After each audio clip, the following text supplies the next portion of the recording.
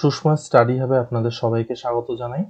Problem solving এর নতুন ভিডিওতে আজকে আমরা আলোচনা করব একটা প্রোগ্রামিং প্রবলেম।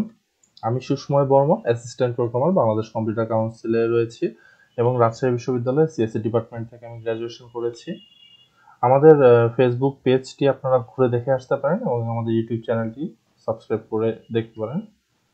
তো আজকে আমরা যে প্রবলেমটা সলভ করব এটা আসলে খুবই বিগিনার্স একটা প্রবলেম, কিন্তু আমরা চেষ্টা করছি যে আমাদের ভিডিওগুলোর মাধ্যমে যারা প্রোগ্রামিং এ নতুন তারা যাতে উপকৃত হয় তাদের জন্য আমাদের এই আপাতত এই প্লে লিস্টের ভিডিওগুলো করা।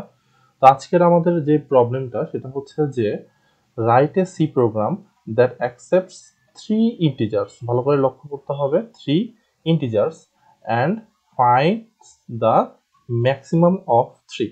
অর্থাৎ আমাদের একটা সি প্রোগ্রাম তৈরি করতে হবে যেখানে 3টা ইন্টিজার ইনপুট নিবে এবং সেখান থেকে একটা ইন্টিজার যেটার ম্যাক্সিমাম ইন্টিজার সেটাকে আউটপুট দিবে। যেমন এখানে একটা স্যাম্পল ইনপুট দেওয়া আছে 2, 5, 8 ইনপুট দেওয়া রয়েছে এবং আউটপুট হিসেবে রয়েছে 8। তো আমরা আজকে এই প্রবলেমটা সলভ করব। তার জন্য আমাদের একটা সি প্রোগ্রাম ফাইল খুলে নেওয়া লাগবে, সেটা আমরা অলরেডি খুলে নিয়েছি। তো আমরা সবার আগে যেটা করব যে আমরা 3টা ইন্টিজার ইনপুট নিব। তাহলে ইন্টিজার এ, বি, সি। আচ্ছা, এবার আমরা ইনপুট নেই।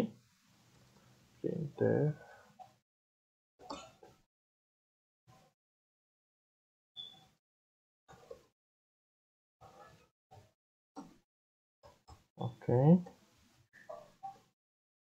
percentage t, percentage t, percentage t,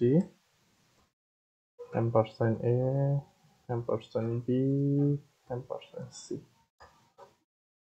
আচ্ছা, এবার আমাদের মূল বিষয়টা সেটা হচ্ছে যে আমরা কিভাবে 3টা সংখ্যার মধ্যে একটা সংখ্যাকে বের করবো। তো আমাদের সবার আগে আমি একটা চেষ্টা করি যে ধরা যাক এ যদি বি এর থেকে বড় হয় এবং এ যদি সি এর থেকে বড় হয়, তাহলে জিনিসটা আমরা দেখি যে একটা সংখ্যা যদি বাকি দুটো সংখ্যার থেকে বড় হয় তাহলে কি হবে, সেটাই ম্যাক্সিমাম নাম্বার হবে। তাহলে এ যদি বি এবং সি উভয়ের থেকেই বড় হয় তাহলে আমরা কি বলতে পারি, তাহলে আমরা বলতে পারি যে প্রিন্টে দা ম্যাক্সিমাম ইন্টিজার পার্সেন্টেজ টি ব্যাকস্ল্যাশ এন এ। তার মানে এ যদি বি এর থেকে বড় হয় এবং সি এর থেকে বড় হয় তাহলে এটাই হচ্ছে ম্যাক্সিমাম নাম্বার। এখন আমরা এই লাইনটাকে রিইউজ করার জন্য কপি করব। কোড রিইউজিং কিন্তু কোনো খারাপ জিনিস না। অনেকেই বলে থাকে যে আপনি যে কোডটা করতেছেন ওটা কপি করে আবার আরেকটা প্রজেক্টে কেন ব্যবহার করতেছেন, এটা আসলে কোনো খারাপ কিছু না।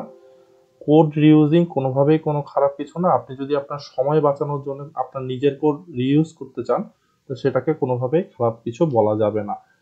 তো আমরা যদি এ যদি বড় না হয় তাহলে কি হবে, তাহলে এলস ইফ, তাহলে আমাদের এবার বি চেক করতে হবে। বি যদি এর থেকে বড় হয় এবং বি যদি সি এর থেকে বড় হয় তাহলে কি হবে, তাহলে বিটা হবে ম্যাক্সিমাম নাম্বার, তাই না?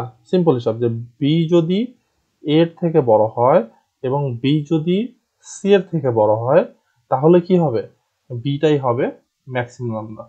তাহলে আমরা এই এলস ইফটাকে এবার যাব হচ্ছে এলসে, অর্থাৎ প্রথম সেকশনটা ছিল এ বড় হচ্ছে কিনা, দ্বিতীয় সেকশনটা ছিল বি বড় হচ্ছে কিনা। তাহলে এ আর বি যদি কোনোটাই বড় না হয় তাহলে আমাদের সিম্পলি কোন হিসাব যে সেটা সি বড় হবে। তো এটার জন্য আমাদের আর আলাদা করে কন্ডিশন কোনো দেওয়ার দরকার নেই, আমরা জাস্ট এর জায়গায় সি বসিয়ে দেই। আশা করি আমাদের প্রবলেমটা হয়ে গেছে, তো একবার দেখে নেই। ওকে, তো এবার আমরা একটু রান করি। তাহলে আমরা 3টা ইনপুট দেই, দিলাম হচ্ছে 3, 5, 8, ম্যাক্সিমাম ইন্টিজার 8। আচ্ছা, আমরা এবার একটা নেগেটিভ সহ দিব, দেখি উল্টাপাল্টা করে দেই। -8, 0, 8। আমার আশা করি এখানে 8 অ্যান্সার আসবে, 8।